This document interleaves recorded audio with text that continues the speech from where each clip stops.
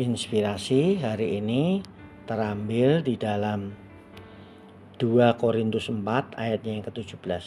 Sebab penderitaan ringan yang sekarang ini mengerjakan bagi kami kemuliaan kekal yang melebihi segala-galanya, jauh lebih besar daripada penderitaan kami. Apa yang kita jalani dalam kehidupan ini bukanlah serangkaian peristiwa yang kebetulan terjadi atau sudah nasib. Hidup yang kita jalani tidak sepenuhnya tidak terencana. Hidup kita bukanlah tanpa makna. Tuhan tahu apapun yang sedang dan akan terjadi. Sekarang ini pun Tuhan sedang mengerjakan tujuannya untuk kehidupan kita. Bahkan Dia menggunakan segala situasi seperti saat nyaman atau tidak, damai atau konflik, suka atau duka, tenang atau ribut, dan lain-lain untuk menghasilkan kebaikan, kemegahan, keindahan, dan keberkahan buat kita.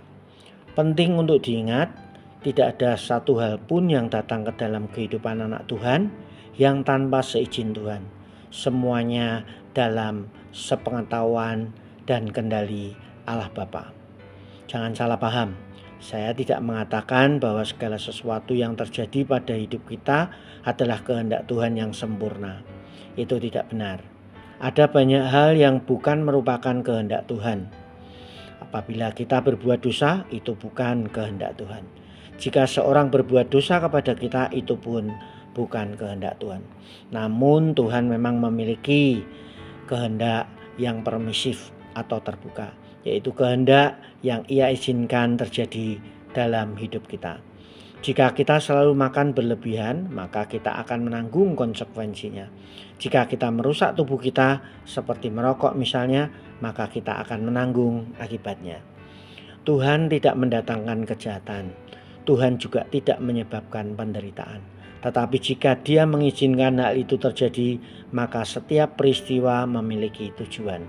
Tuhan mengizinkan dan kemudian Dia menggunakannya untuk mendatangkan kebaikan buat kita. Tuhan bisa saja membebaskan Paulus dari penjara di Filipi, tetapi sebaliknya Dia membuat Paulus tetap terkurung di sana supaya apa? Supaya kepala sipir penjara beserta keluarganya menjadi orang percaya. Allah bisa saja mencegah Yesus disalibkan, tetapi Ia membiarkan Yesus melewatinya. Ia membiarkan putranya sendiri menderita dan mati. Untuk apa? Untuk mendatangkan berkat buat semua orang.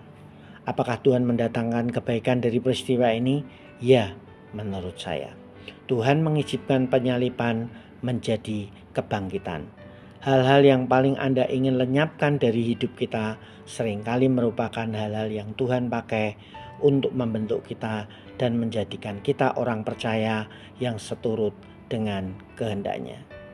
Dia ingin menggunakan setiap problematika kita untuk kebaikan, keindahan, kemegahan dalam hidup kita.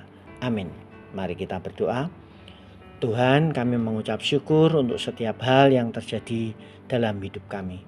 Baik suka maupun duka, baik mudah maupun sulit, bahkan penderitaan sekalipun ya Tuhan. Izinkan untuk kami melalui. Jika semua hal itu Engkau izinkan terjadi, maka Tuhan akan selalu memakainya untuk kebaikan, keberkahan, keindahan bagi kami.